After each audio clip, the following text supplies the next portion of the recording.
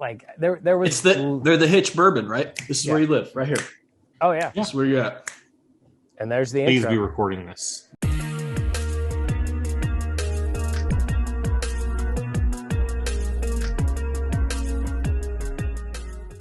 Power Bourbon, better late than never. Here is our best of rye series Fashionably late.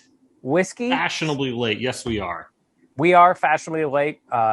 No matter how much time is spent on this mug, it ain't looking good. These two take forever to get ready for live streams. It's crazy. But that's why they look good. So Bingo. we are doing this.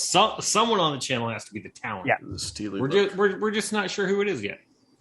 Oh, no, we know. Still waiting for us to emerge. Video editor. After the last live stream with Lance, Chuck just barely takes the title of palate. Close. Way closer than it should have been. And then we got Brian, who is the talent and is back, which is great. Well, then Brian came on after hours. No, that is not recorded. No proof. No proof. Can't be done. Have to do it on a live stream. It will be happening. Don't you worry. But what we are going to do is we're going to introduce our best ryes / whiskeys that we entered in. So everything that we bought in 2021 that did not fall in the bourbon category was fair game for this. We're going to go with Chuck first, and then later in the week, I will release my video. We'll end it with Brian's, which are, like generally the everyday person's drinking, and he's got them covered because, again, in the comments, you guys keep saying Brian is the people's champ, and we respect that. Because I work on what people call a budget, which I know the two of you know nothing about. But I do in my professional life. Yeah. I prefer not to buy clothing or anything. I buy gas and bourbon. That's it. That's where my money goes. Priorities. Yep. Yeah, except you stopped growing in the 6th grade, so all your clothes from 6th grade still fit. That is very true. I do still wear. Some of us aren't that lucky. Yep. I still wear some clothes from high school. I'm not going to lie. Thank you for pointing that out. So, so that's what we're going to do. And then we're going to end it with our best of, where we're going to reveal, after we've tasted all of these blind, what came out in the bottom 5 and the top 5 out of these 15. So strap in, enjoy the ride, have a drink. Chuckle Mortgage's house again. This is one of those I would not take the bet because I think Brian sent some bangers. I think he sent some ringers. Yeah. So without further ado, here comes Chuck to share what 5 things you will never find in your life unless you do more with your house. Not true. That's not true. Actually, maybe a couple of them. Okay. I like going first this time. You guys normally leave me to last. I'm just like the caboose, bringing it up. We don't like people hating on us right at the beginning. I know. We want people to see the other videos and not get just PO'd. Okay. Well, my rye and whiskey list is no different than my bourbon list. I like my MGP and my barrel, my Dickel. So actually, there's no Dickel in here. Give me an M. Give me a G. G. Give me a P. Sorry. That's embarrassing, but we'll keep it. Some of us played basketball in high school. Brian was a cheerleader. It's okay. First submission is Barrel Seagrass. So this is a rye from barrel finished in apricot brandy barrels, Martinique rum, Madeira casks. This thing is liquid candy.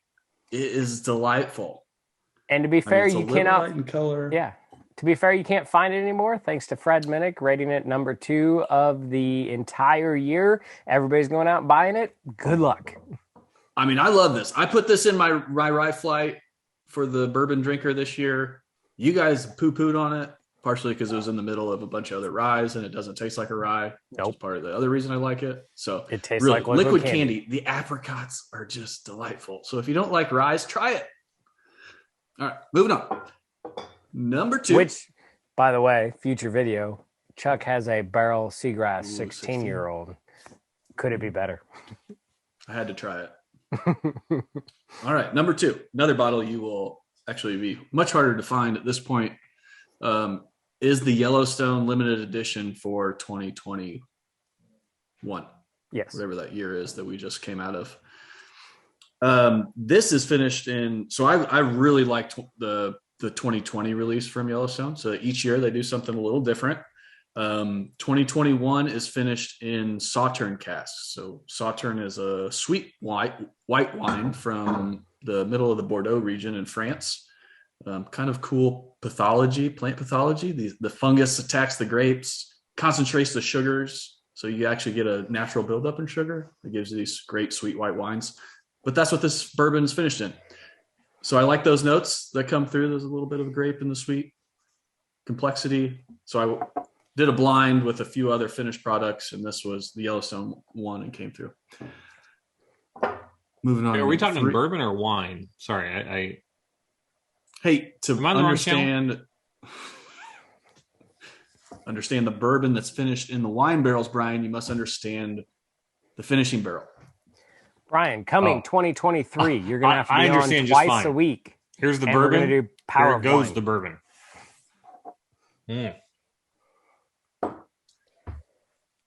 What else should be in Chuck's lineup?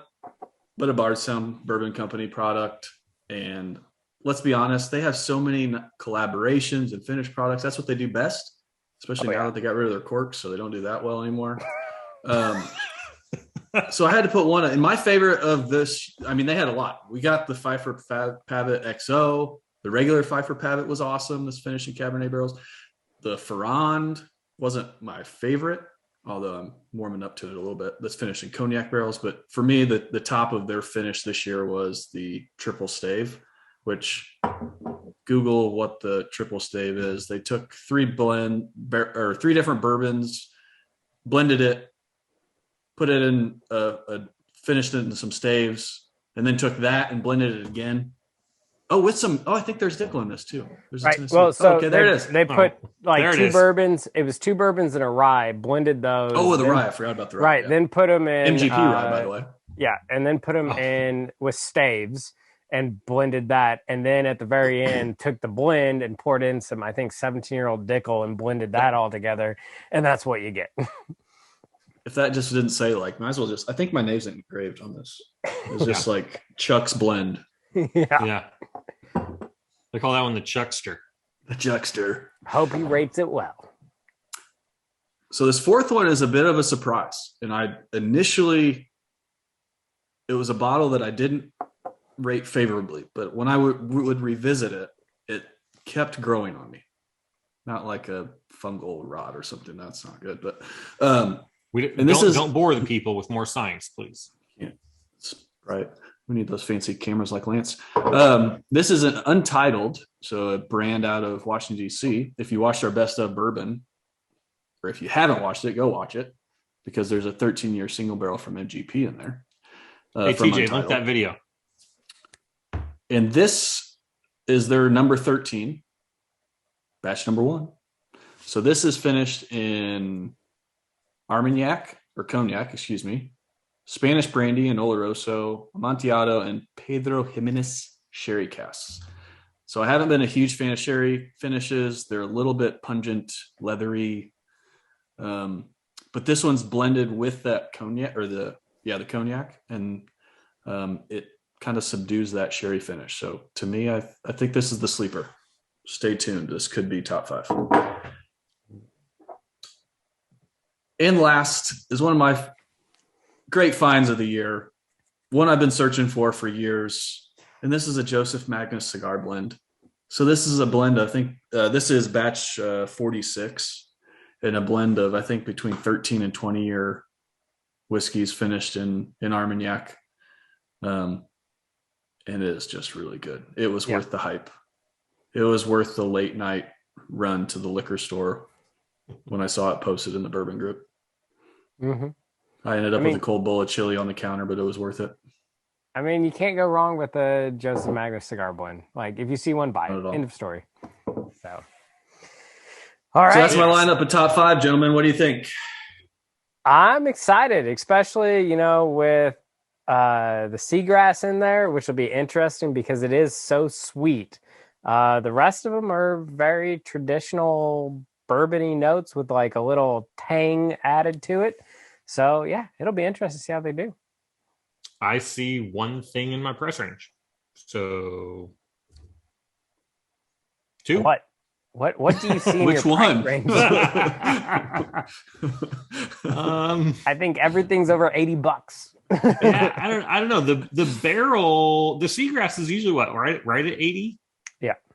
So yeah, like the seagrass could maybe be something I could afford if it's still around. I see 5 bottles that if you are looking to splurge, you're not going to be upset probably buying any of those 5. TJ and I were just at the distillery. When was that? And they still had the triple stick. Yeah. That was New Year's, I guess. Yeah. So it's possibly still there, still available. Yep. You could probably. But when we blind all these out, you might find some good stuff that you actually don't have to splurge on. Yeah. And with that, it's pretty good. Stay tuned to see my list, which is kind of middle of the road, and Brian's list, which you can always afford and is a good list to look at because that's the question. So that's where it goes is my list is generally like, hey, I can afford that. Chuck's list is, do I want to splurge? Brian's list is, did I get my money's worth? And that's how our channel works. So with that, we'll see you next time. Are you saying I'm the settler? Like you settle for me? No, I'm saying that you're the one willing to try those low price bourbons to let our channel know that one's worth it. You sacrifice more than anyone else. Thanks for doing the research, Brian. Yeah. I feel like it's a negative you're trying to spin positive. But, that's the power of bourbon. Stay neat.